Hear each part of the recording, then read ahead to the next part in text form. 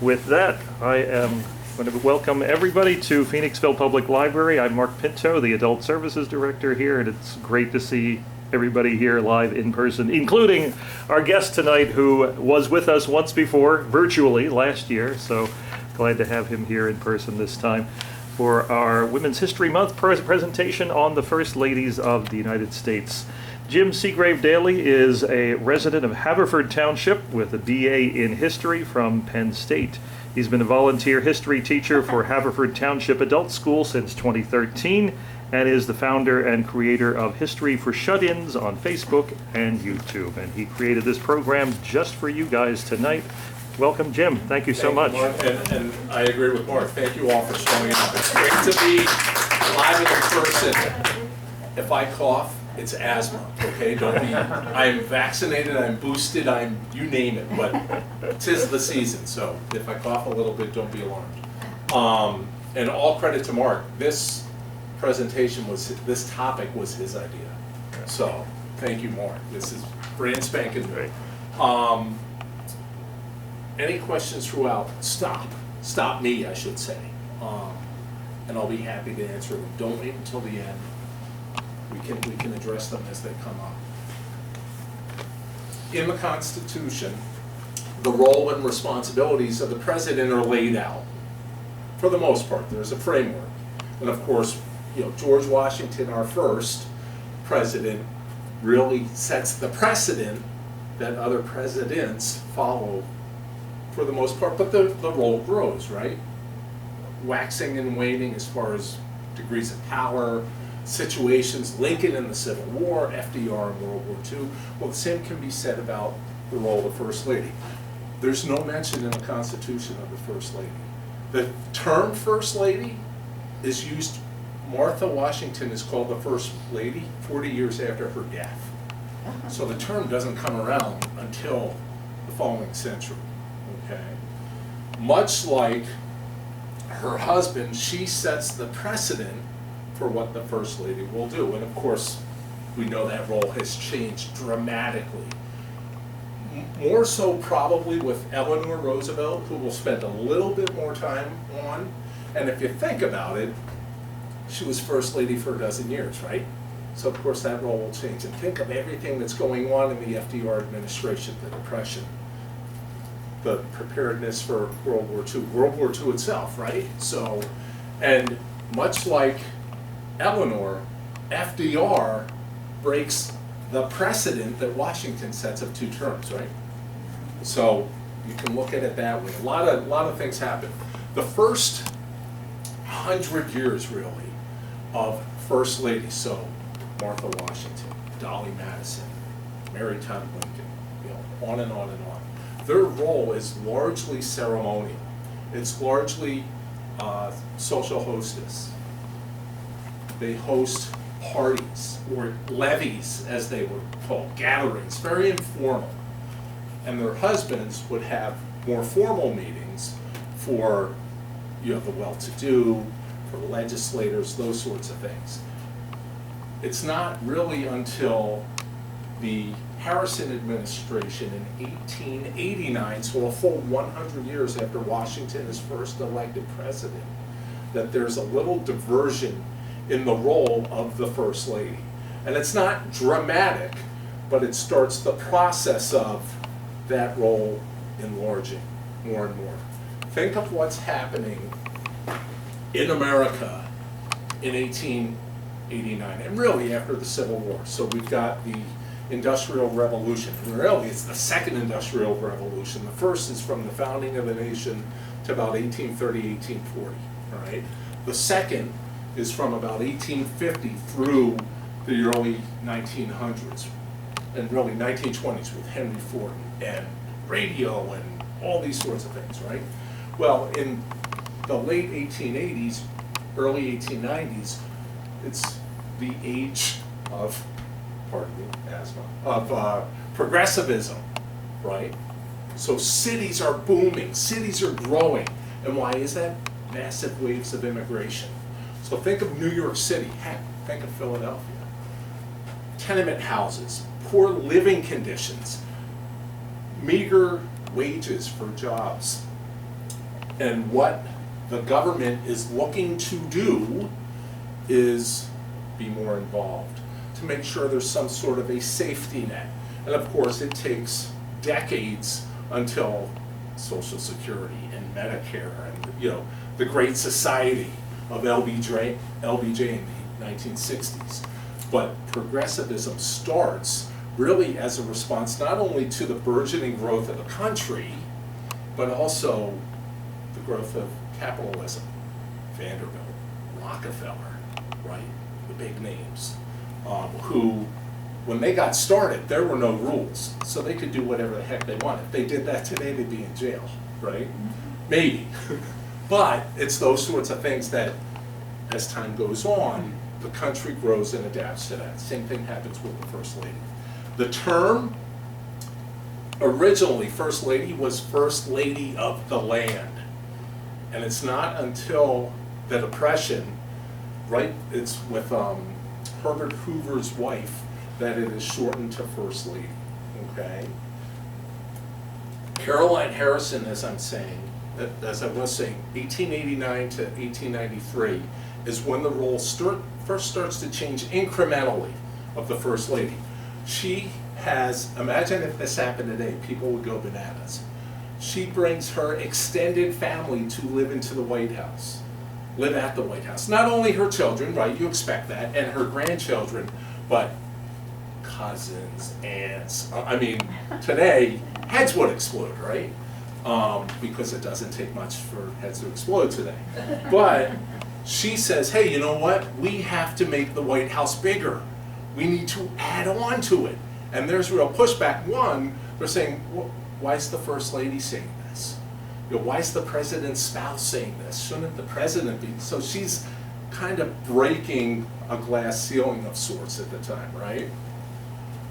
She gets so much flack for this that legislators who are going to appropriate the money meet her in the middle and say, you can make renovations to the existing house, you can't add on to it. Okay, so that's the start of this. The other thing that she does is she starts to vocally bring up some of the issues that she sees in DC, in African American neighborhoods, you know, in the ghettos basically around DC, poor living conditions and things like this. And her thought is, you know, my husband can't do this, but I can. I have a megaphone, so let me use my position to bring light to this. So it starts that whole process, okay? She dies. She contracts tuberculosis and dies while living at the White House. During her husband's administration, the funeral is held in the East Room. And again, think of it, today, there aren't a lot, thank goodness, similar occasions in the White House, right? There have been assassinations, but you haven't had so much. There have been a couple instances where a spouse has died, right? Yes, FDR. But it's a rare thing indeed. Next up is Edith Roosevelt, who was the wife of Teddy Roosevelt. Teddy is a progressive Republican. Those terms are like oil and water today, right? Teddy really is, Teddy, you know, speak softly and carry a big stick. Teddy is big on improving society for those who have it worse off. Teddy starts as a New York City police captain and then works his way up the political food chain in the state of New York. While he's police captain, he makes rounds at night and catches his officers in taverns, in houses of ill repute, things along those lines. But the other things he sees are these really horrible living conditions, and it makes a mark on him. So that later, when he has the power, when he has the position, he's able to do something about it. Well, his wife is of the same mindset. And they are probably, you know, it's Edith, or pardon me, it's Eleanor and FDR who really expand both roles, right? Teddy and his wife Edith, pardon me, are kind of like light. It's a smaller version, and it's in 3 decades where it's going to explode because of all these other extenuating circumstances, the Depression, the war, things along those lines. But what Edith does, she, much like Caroline Harrison, the Roosevelts have a big family, and she says, there's not enough room in here.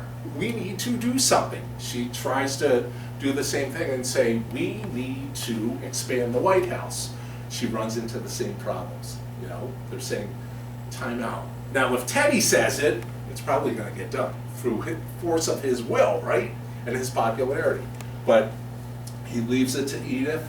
She ends up doing pretty much the same thing, renovations to the White House. There really have been very few additions to the White House in, decades and, more than a century.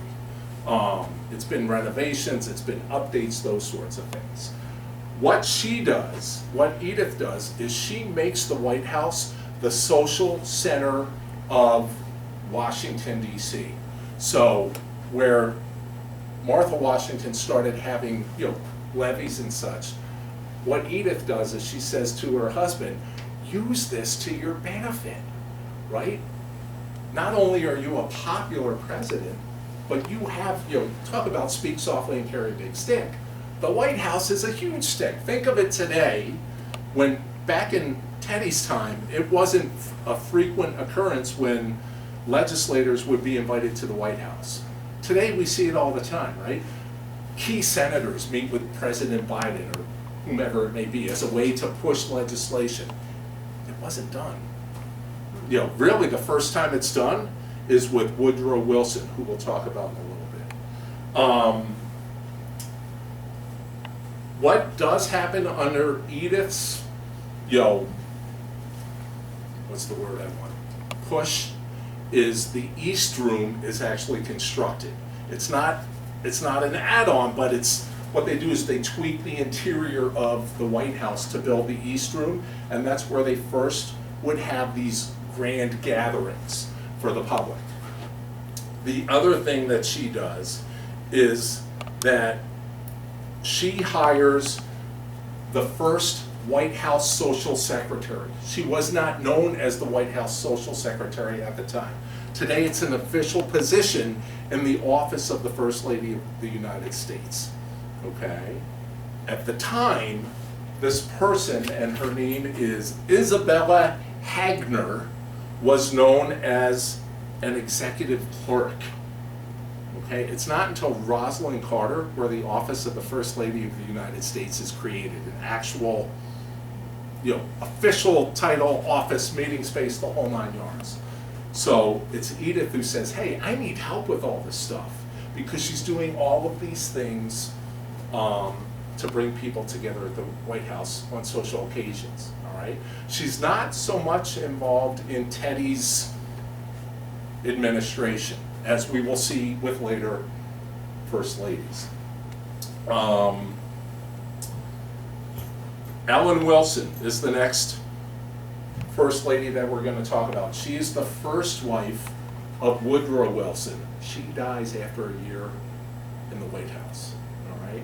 What she does, and part of it is a response, it's still progressivism, okay? And he's a Democrat, a progressive Democrat, which of course is not a funky term like a progressive Republican. But when he comes into the White House, he says, we're not going to have an inaugural ball. Again, imagine if that happened today. It'd be the lead story, well, at least for about 10 minutes until something else happened to knock it out of the headlines. But what she does is she is the first spouse to say to her husband, invite these key congressmen to the White House to lobby them on your administration. So there was a really touchy tariff bill that Wilson did not think would get through Congress. She says, invite A, B, C, D, E, F, G, bring them to the White House, have a dinner. And he initially pushed back, and then he thought about it and said, actually, it's a really good idea. The bill gets through. So now it happens, all the time, right, on important legislation. You see congressmen, senators, congressmen, congresswomen being invited to the White House to try and get some legislation put through. Ellen Wilson also does what Edith Roosevelt had done, or pardon me, Caroline Harrison. She goes to the surrounding neighborhoods and says, oh my gosh, you know, think of today, if you go down to DC, right? Very close to the White House. It's not the nicest area, right? It's unfortunate. You know, the seat of power, and you go a few blocks and it gets ugly fast. Well, Mrs. Wilson does the same thing and says to her husband, we have to do something there. We have to help these people. They're living in squalor. She dies after a year in office, after her husband's first year in office. Edith Wilson is Woodrow's second wife, and she completely explodes or detonates a responsibility bomb, if you will, in the office of the First Lady. It's driven by her husband having a stroke while in office. It was kept from the public. Again, imagine if this happened today. People will go bananas, right? But different times. Things, you know, if you go on your phone now, you can probably find out what happened at the White House today, right? Well, back then, of course, there are no phones, but you got your news in the newspaper, and there are agreements, you know, gentlemen's agreements, hey, you can't publish this. So, which was followed. She is known as the secret president, because what she does is she would, after Wilson suffers a stroke in 1919, so after the war has ended, World War I has ended, she traveled with him to Europe when he's trying to sell the idea of the League of Nations, which was the precursor to the UN. He comes home and the Senate votes down the League of Nations, which the rest of the world then says, well, wait, if your own Senate isn't going to back this up, how can we support it? And then the UN comes into being, right, down the road. So he comes home, League of Nations fails. The peace treaty, you know, Treaty of Versailles does not go over well either. But he suffers a stroke in 1919. It's kept from the public. She, on the advice of his doctors, handles the executive, you know, says, okay, you're the chief of labor, or the secretary of labor. Here's jobs legislation. You're going to handle it. And you're the secretary of defense. Here's legislation. You have to handle it. And there was also some legislation which she deemed, you know, she was the arbiter of whether or not she would let her husband know about it. So, and also to that point, whether or not it would go to a department head, to Congress, whatever it may be. So she was kind of the filter, because she was, of course, very concerned about her husband's health post-stroke. He's basically paralyzed. He can't speak well. And she doesn't want to tax him mentally with, oh my gosh, we have all these things going on. Think of after World War I. America comes out of World War I, the undisputed world power. Why? Because Europe has been racked by the war, right? It's been destroyed. Before we get involved, much like before we get involved in World War II, we're the arsenal for democracy. So we're sending stuff to everybody before we enter the war. Once we get out of the war, all those loans that we've made to France, Britain, Italy, Germany, we sent things to the Germans because we were initially neutral until the Lusitania, right, is sunk. America's doing well economically, so we come out of the war, you know, the big guy on the world block. Well, it's Edith, who, after her husband dies, in the late 30s, she publishes a book called My Memoir, and she said, you know, all this stuff starts to come out, and people are like, wait, what? He had what? And she says, well, it was under the advice of his physicians that I did what I did. I did not do this on my own. So you can see how we go from, again, that first 100 or so years of hosting parties and gatherings and those sorts of things, to deciding which legislation is going to be sent to which department head. So, I mean, that's a really big deal, right?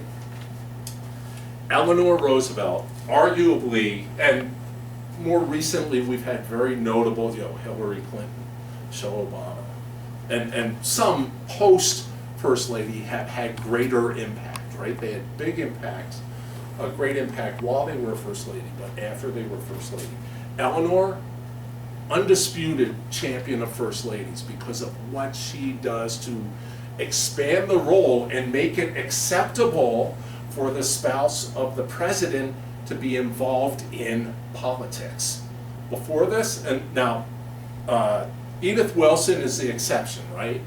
Her husband has a stroke and then she's deciding what goes where. Doesn't really happen.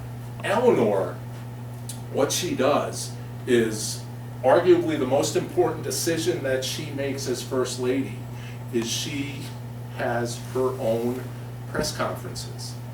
And what she does is she only allows female reporters.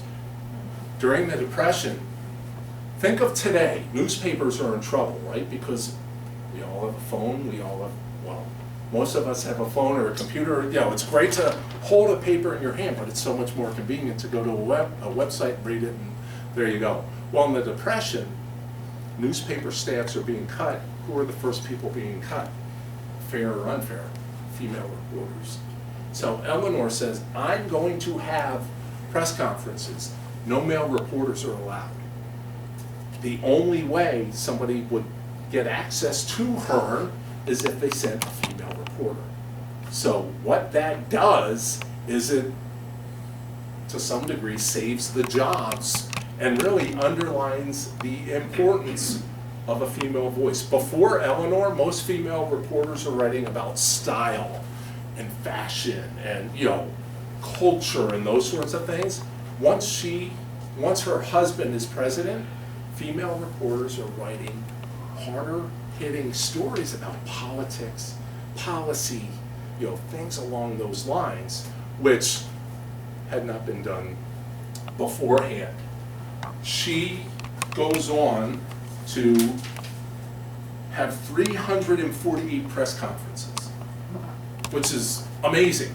The other thing that she does, and think of, again, so we're in the 30s, right? Radio, what is FDR known for? Fireside chats, right? Eleanor uses radio too. She is being paid by Pond's Cold Cream, or the Latin American Coffee Association. She's using her position to have she had in some instances a weekly radio show where she is talking about what's going on and really it's the Depression, right? Initially, trying to keep people's hope up and those sorts of things. But the other thing she did is she also wrote magazine articles and newspaper articles, whether weekly or monthly, where she basically said, write me, and I'll if you have a question, send me your question and I'll answer it. It got to the point where she was getting 300,000 letters a week. And they would pick 10 to read. So, I mean, just wild. She made thousands of dollars, or she was paid thousands of dollars for these radio shows, magazine articles. She donated it all to charity. Okay? She then becomes, her husband says, oh my gosh, I think it's, and it's not just her husband, it's his advisors who say, there isn't a lot of good news, right, during the Depression. And of course, as fascism is taking over Europe with Hitler and Stalin and Mussolini, right? So her husband's advisors say, it might not be a bad idea if we have Eleanor be your sounding board to the public about things. Not heavy-duty stuff, but, Eleanor would not take heat initially for something that her husband's administration was doing if she brought it up, right? And it was a way to kind of brace Americans for, hey, tough times are going to last for a while, and here's what we're trying to do, right? When FDR gave a press conference, then it's fair game, right? It's the president, so you can come at him with political questions, harder hitting questions. Initially, when it was Eleanor, they treated her with kid gloves. And the other thing, remember, male reporters initially were barred from her press conferences. Once she opened it up to them, she said, here's the thing, you can't quote me unless I give you approval, and you cannot take a picture of me, whether with a still or moving camera, all right? So you can't do any of that stuff. And that was more so for men than for women. FDR then started sending government, what's the word I want? Not advisors, but government employees to his wife's press conferences. And she said, I'm not calling on any of you. She basically froze them out. She goes on to give 1,400 speeches during her term as First Lady. And now think about it. Weekly, she's doing stuff, whether it's press conference, magazine article, radio interview, right? But also during the war, she's traveling, and big reason why, her husband, what's up with FDR? He's got polio, right? Which is also kept from the public at the time. You know, that's part of the gentleman's agreement of don't take a picture of the president in a wheelchair. It's not going to project strength, and you know, we're in the middle of this war and these tough times. Well, Eleanor is the one during World War II who's traveling in the South Pacific and seeing conditions, and comes back and tells FDR, hey, these army hospitals aren't up to snuff, we need to start doing stuff. The other thing that she does during the Depression, think of during the 60s when the Kennedys go to Appalachia, right? And they see the tough conditions that people were living in West Virginia and whatnot. Eleanor's doing this in the 1930s. And not only there, but also going around the country during the Depression saying, oh my gosh, like, we knew it was bad, but here it's really bad. And sometimes it was her advocacy for a specific program for a specific area that would get it moving. So FDR would say, okay, I'm going to push this legislation through Congress to help, you know, the TVA, the Tennessee Valley Authority, or whomever it may be. So Eleanor, just the role that she plays today, we probably would not bat an eye because we're more used to First Ladies being heavily involved. As FDR's administration progresses, she starts to take more heat. And people say, whoa, whoa, whoa, we didn't elect her, we elected you. And part of it was because FDR started almost overusing her to go out and announce stuff.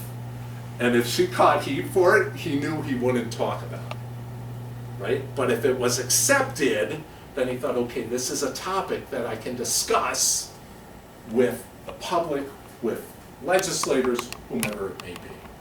So she ends up, let me see here. So she ends up doing, I said, 348 press conferences. At one point in the mid-30s, so she had been writing a newspaper article, and in July of 1935, she was due to be re-signed. To continue it, the company that was paying her stopped because it was right before her husband's re-election in 1936, and they didn't want to make it look like today, again, we wouldn't bat an eye. We'd say, wait, the president's wife, in many cases, is liked a lot more than the president, right? So they send the First Lady out to discuss things because she won't take the heat that the president will take. So just to show you how things have changed. She at one point was doing, you know, she was doing, initially, she did a half-hour radio broadcast, basically once a month. Because they were so effective, the company said, hey, instead, it's going to be the same amount of time, do 26 15-minute broadcasts, because quite frankly, you're more popular than some of the other stuff that we have on the radio now. And think of it at the time, radios were like a piece of furniture, right? This size, everyone sat around, there's no TV, there's no internet, you know, the glory days. But radios are a piece of furniture, and that's how people get their information. So you have all these, you have Little Orphan Annie and Amos and Andy and all these other things, right? And Bob Hope and Bing Crosby, and many times she outdrew the weekly radio show. So radio got it and said, hey, let's utilize her popularity as much as possible. And on the flip side, the administration said the same thing. She's more popular in some areas than her husband. Let's have her announce stuff. Let's have her, at least, and again, not get down and dirty with policy, but at least to float the idea of, this thing called the Works Progress Administration, or, the Civilian Conservation Corps, these sorts of things. And then it's FDR who comes in and puts, meat on the bone, as they say, gives you more detail. She, after the war, or after her husband's administration, she's still involved. So she still has, after her husband's death, I should say, right? She's traveling for the Red Cross and helping to bring visibility to those sorts of causes. Future First Ladies do the same thing, and we'll talk about that. Some of them have greater impact after they leave the White House than when they are in the White House. And we'll cover that in a second. I'm going to take a quick sip. Any questions? Any comments? Anything? I can't be this good. There's got to be something. If not, I'm teasing you. If not, no worries. I have a question. Sure. You were saying that the one first lady was saying, like, you take care of the Wilson, you take care of this, Right. the labor, you take care of this. Did those people know what was going on? They did. Okay. Yeah, they did. So, But and they were it, sworn to and secrecy? it was basically, I'll tell you, but I'll have to kill you sort of thing. Like, Wow, okay. absolutely sworn to secrecy. Again, today it would be an anonymous source. Yes, said, exactly. That's what I and you was would thinking. know it would be the lead story Yeah, that's on what I was CNN or wondering. wherever, Yeah. and you would know within minutes, right? Right.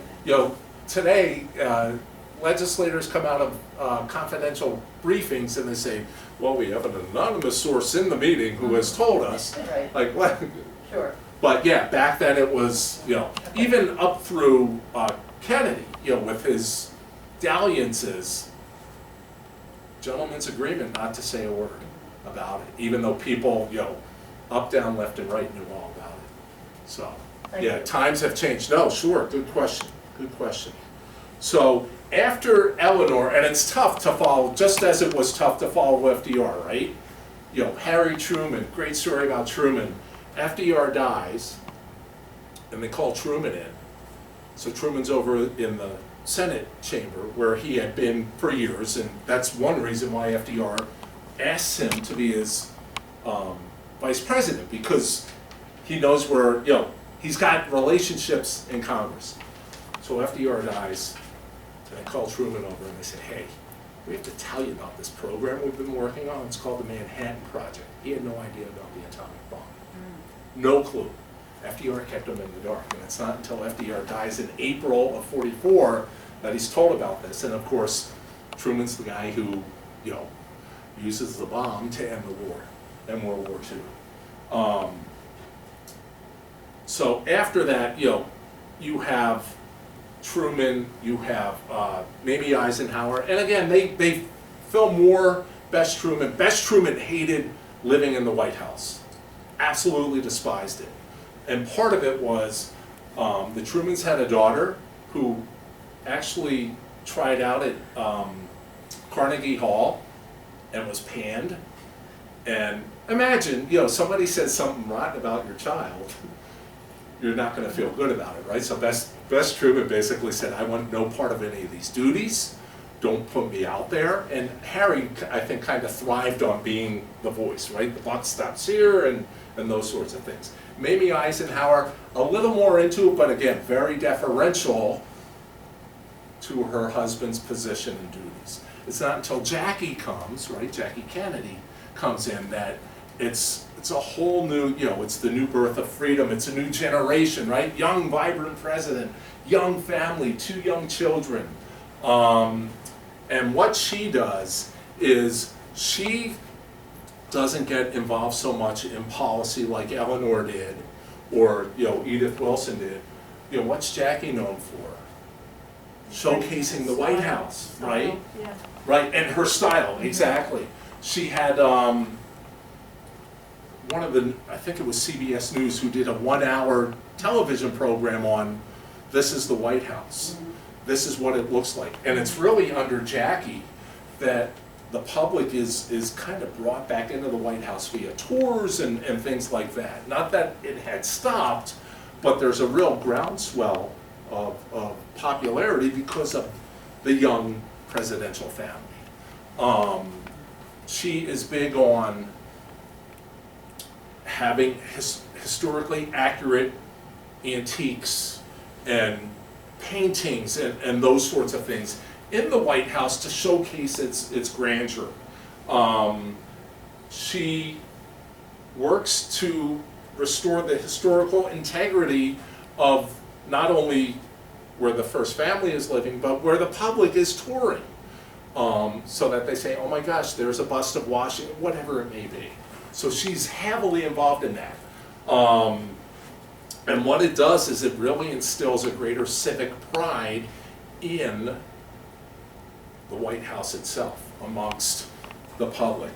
She establishes a nonprofit organization which runs to this day. It's the White House Historical Association.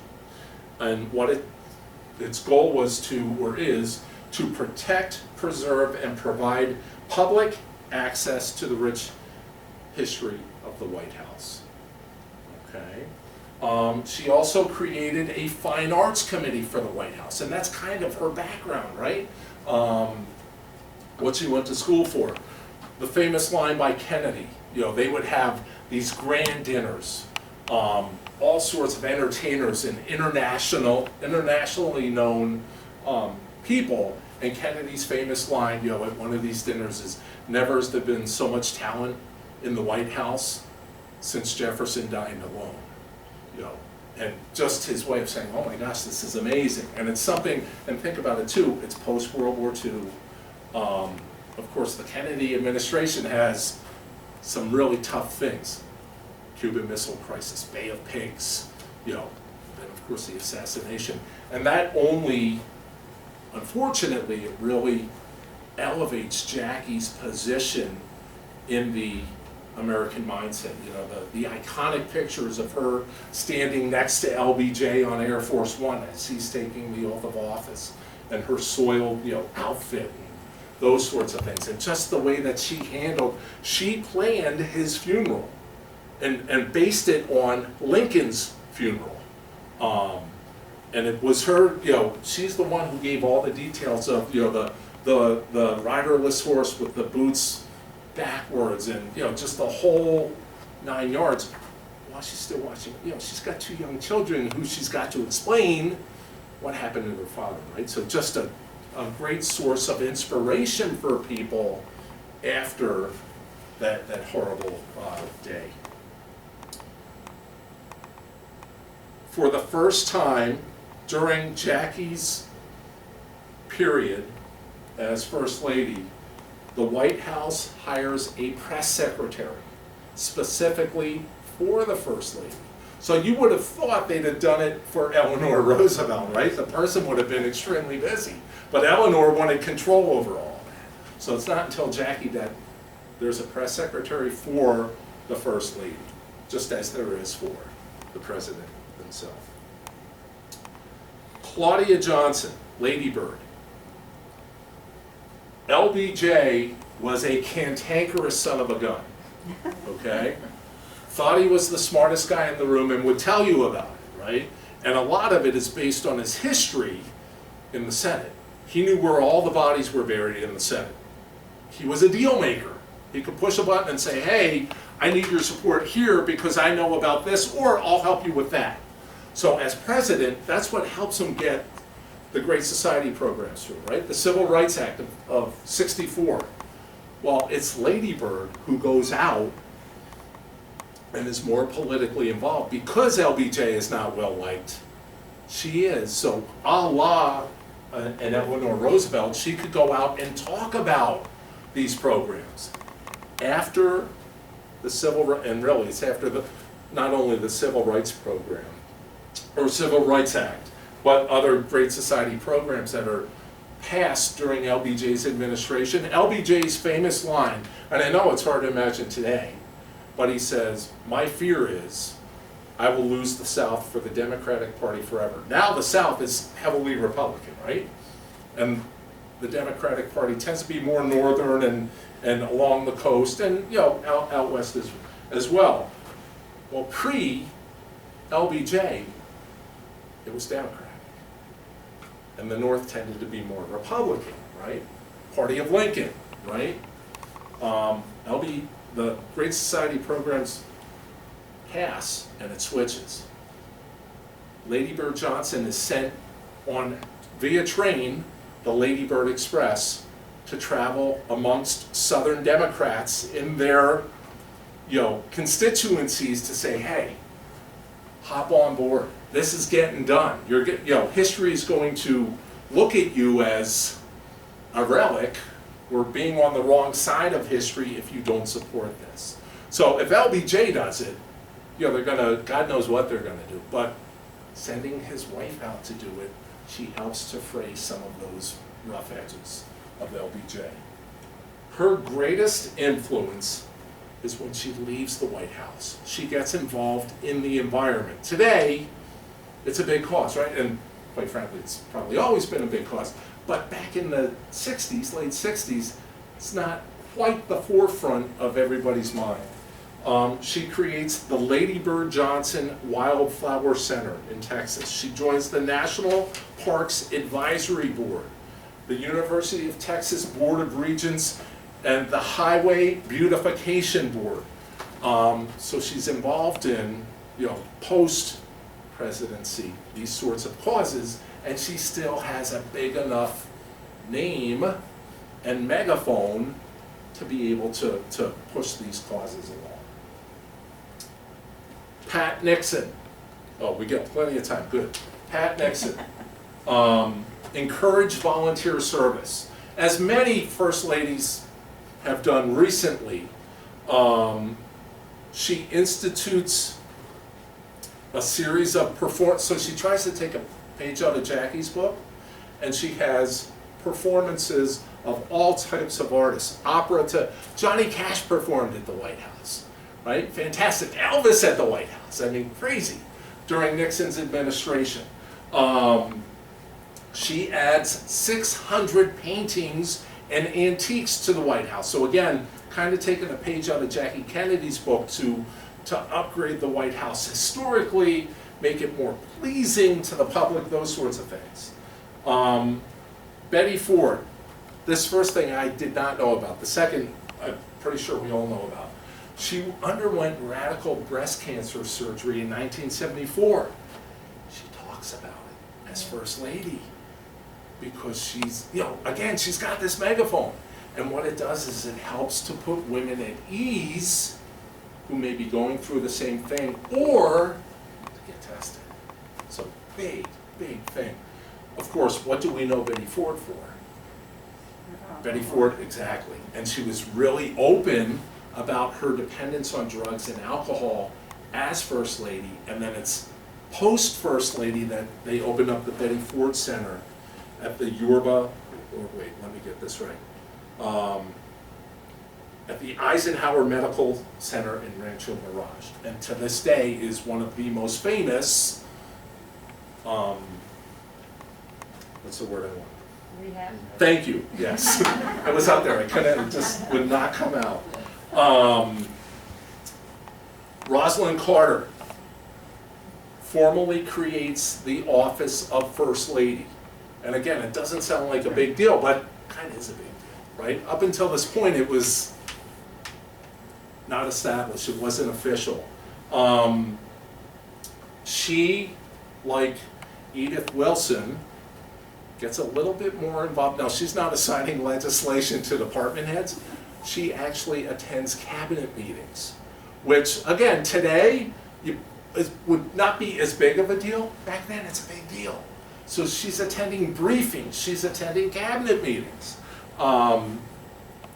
She is representing Carter, which we've seen more first ladies do. She's representing her husband at ceremonial sorts of gatherings, okay? Because of course the president's got other stuff to do. So send the first lady, right? And again, more times than not, the first lady's much more popular than the president themselves for varying reasons. She travels to Latin America as the emissary of the president. Think of what's going on in the Carter administration, right? Incredible inflation, gas shortages, right? The Iranian hostage crisis. So he can't exactly hop on a plane and head down to, he could, but he sends his wife down to do these things for him because he's got other things on his mind. She focuses her attention, one of her big causes is mental health, which again, and especially today, think of everything everyone's been through in the past 2 years, right? But back then it's not spoken of so openly. So she chairs the President's Commission on Mental Health and helps to open up discussions about that and helps to take some of the stigma away from, you know, talking about these sorts of issues. Nancy Reagan championed the foster grandparents program as First Lady of California when her husband is governor, and then as First Lady of the United States. And what it was is there are all these foster kids, but there aren't enough foster parents for them. But there are older couples who will foster them as foster grandparents. So that's one of her big causes. Of course, what's the other one? Just say no, right? So she travels more than 250,000 miles to talk about Just Say No over her 8 years. She also devotes, like other first ladies, her energies to the arts. She gave young artists a forum in 1985. NPR sponsored it was called, and it was PBS, pardon me, a televised in-performance at the White House. It's all young artists. It wasn't Johnny Cash and, you know, well-known names. It was young upcoming artists as a way to say, hey, there are these great young people coming up. We've got to give them some attention. She also renovates the second and third floors of the White House, which hadn't been touched in decades. And takes a little bit of heat for it, for the extravagant spending. Not much, but some. Barbara Bush, plain-spoken, forthright, and that's what voters liked about her. She didn't speak like a politician, right? You knew what she was talking about. She would call her husband out on stuff, and the press loved it as well. Literacy was her big push, was her main cause. She becomes honorary chairwoman of the Barbara Bush Foundation for Family Literacy. She also pushes volunteerism. And think of again, so during the 80s, early 90s, the AIDS crisis, right? She pushes, you know, she is a big voice for that, which at the time, right, we didn't know enough about it, and if you had AIDS, then it's your fault, it's your problem, and you're denigrated, you know, it's the gay plague, right? Those sorts of things. Well, she takes some of that stigma away and says, hey, that's not, we've got to help these people. Homelessness, school volunteer programs, the elderly, these sorts of things. Again, uses her megaphone in that way. Hillary Clinton, while First Lady, is known for her push, and really, she pushes Obamacare before it's the name Obamacare, right? And think of the heat that she took as First Lady for this. People saying, we did not elect you. We elected your husband. Bill knows if he comes out with this, it could be political suicide, right? Because what has he voted in with? Like 42% of the popular vote? Because Perot helps to, you know, take a large portion of the vote from Bush running for a second term. and some from Clinton. So she chairs the task force on national health care reform. She led the fight to pass the CHIP program, which today we take for granted, the Children's Health Insurance Program, right? You don't think twice about it. Fortunately it's there to help people. She works to drive funding for research into cancer, into AIDS, into juvenile diabetes. Again, things that we're still talking about today, right? She chairs Save America's Treasures, which is a way of keeping historical objects and antiques viable. She writes 2 best-selling books, It Takes a Village, being the famous one, right? Actually wins a Grammy for it, for narrating it. And really, her impact, although great while First Lady, you could say is greater afterwards, right? She's New York Senator in 2000. She runs against President Obama, well, in the primary in 2007 and loses to him, right? What does he then do? Names her Secretary of State for the next 4 years. And then, of course, she runs in 2016, and there's talk of she may run in 2024. So, but think of, and again, the comparison might be Eleanor Roosevelt. It's rare that a First Lady overshadows a former president, right? Do we hear from Bill Clinton? Rarely, right? Rarely. And I don't know if that's by design. When he's campaigning for Hillary, we heard. Right, but we hear more from her. And when they talk about politics on the Democratic side of the aisle, if Hillary says something, it's a big deal, right? She's still a leading voice in the party. And rightfully so. I mean, she's earned it. But, Bill's still alive, right?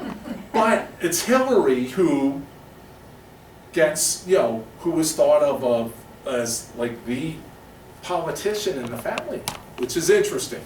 Now, in Eleanor's case, her husband has passed away, so she, supersedes him on that front. But she may be, and there's also talk, of course, the next person we're going to talk about, Michelle Obama. There's talk of her potentially running in 2024, and not that she so much has superseded Barack, although he's been relatively quiet.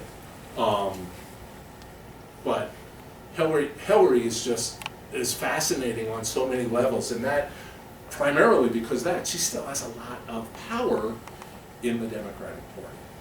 If she were to say, "Hey, I'm going to run," it would be a major deal, major deal. So, Michelle Obama, pardon me, initiates the Let's Move program as a way to combat childhood obesity. She plants a vegetable garden on the south lawn of the White House, also to push nutrition and better foods, not only in schools, but at home in what are called food deserts, right? Where there really aren't a lot of good options, healthy options for kids and families. The vegetables and fruits that they grow at the White House are served at the White House, also donated to food banks and soup kitchens. Let me see here.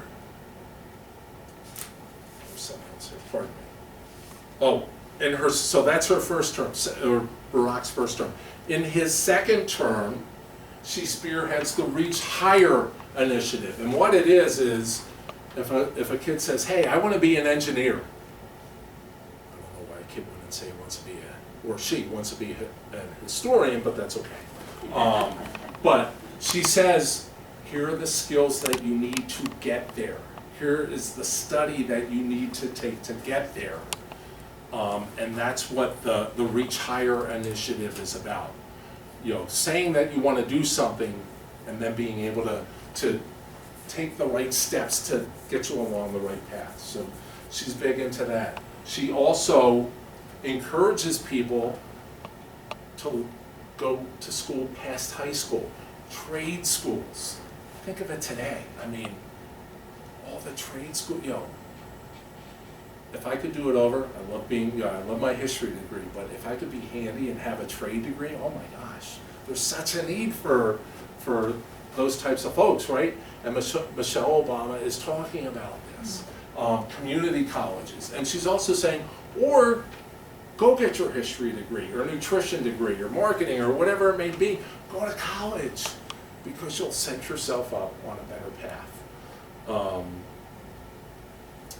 Two more, and then we're done, and we'll open it up for questions or comments.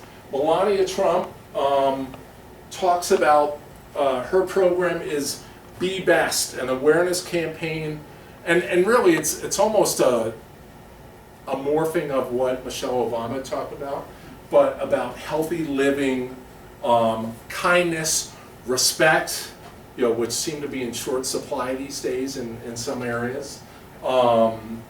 It consists of 3 areas. One is well-being, which includes social and emotional health. Think of what we're talking about today. The effect that COVID has not only had on us, right, on lockdowns and these sorts of things, but on kids and schools and social events and those sorts of things. Social media, focusing on understanding both its positive and negative effects. As the father of a soon-to-be 15-year-old, I get it. There's stuff, I have no idea what's going on in that room of hers. By design, I think. Nothing dangerous, but God only knows. And then opioid abuse, which is a huge deal today, even more so after what's occurred the past 2 years, right? Because people are, their lives have been interrupted by this. So fentanyl addiction has gone through the roof, and deaths and those sorts of things. She's talking about this during her husband's administration. Last but not least, Dr. Jill Biden. And some common themes here. Advocates for military families. Cancer research, of course, her son, right? Her stepson, both. Community colleges, educational opportunities for women. She teaches a writing course at a Northern Virginia community college to this day. So it's those sorts of things, and leading by example,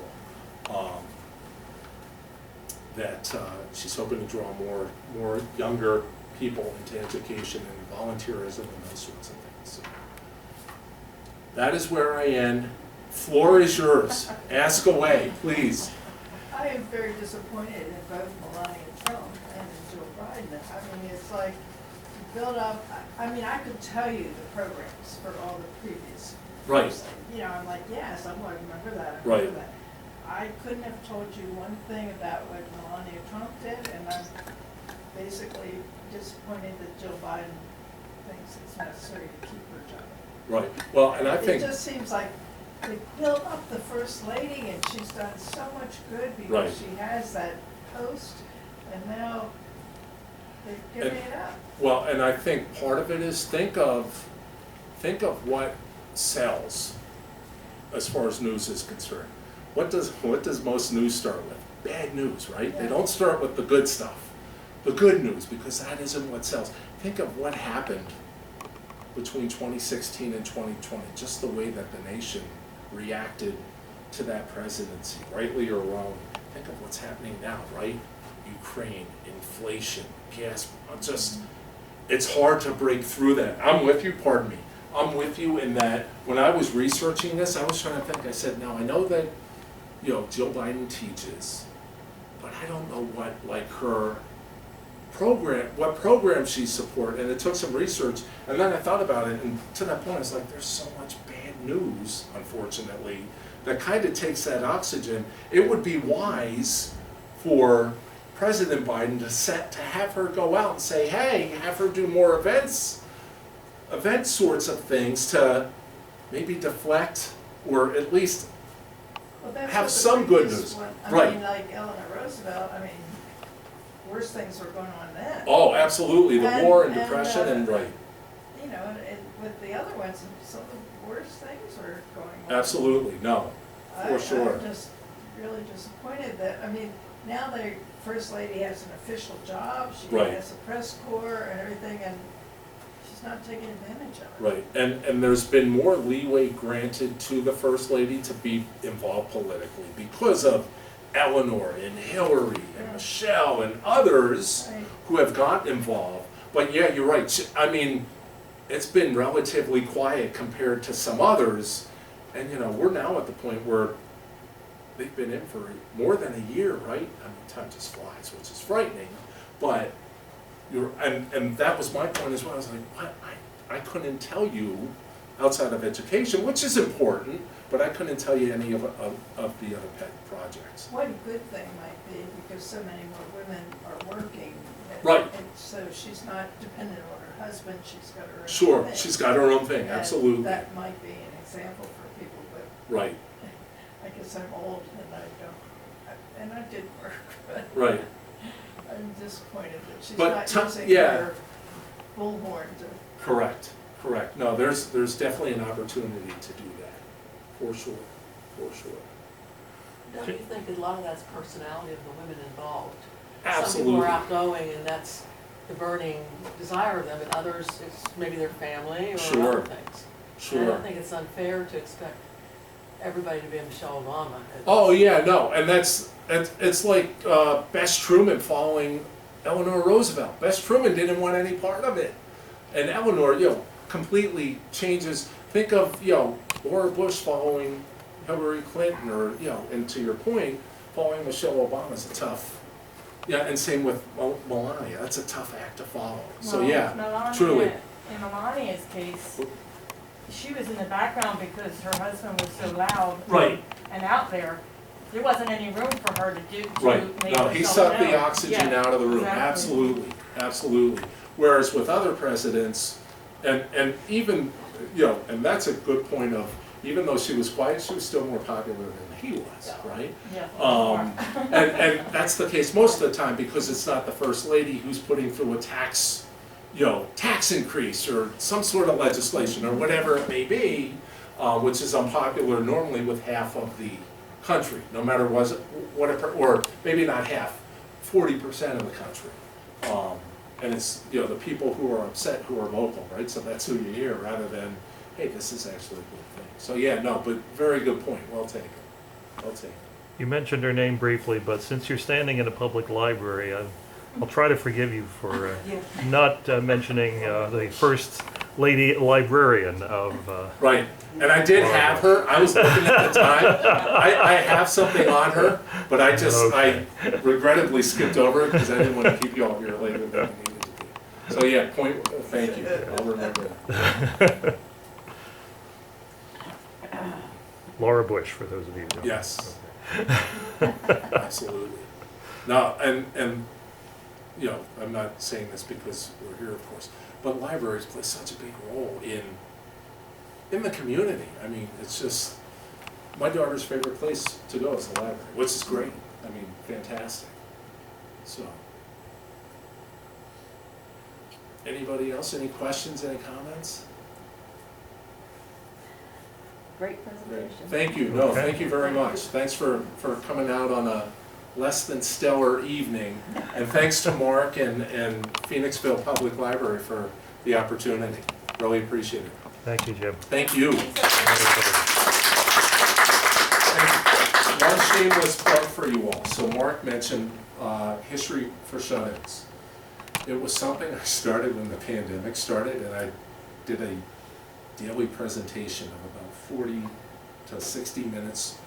I started with the founding of the country and made it to the Civil War. And I would have gone further, but my wife came down one day and said, "You can't do this anymore, you're driving me nuts." So it's on Facebook, it's free. If you simply like my page, it's literally called History for Shut-ins. The videos are free, you can watch them, but if you like my page, what I do is I post talks that I'm giving. Most have been virtual, so you can register via Zoom, but it's a way to keep up with what's going on with my schedule, if that does anything for you.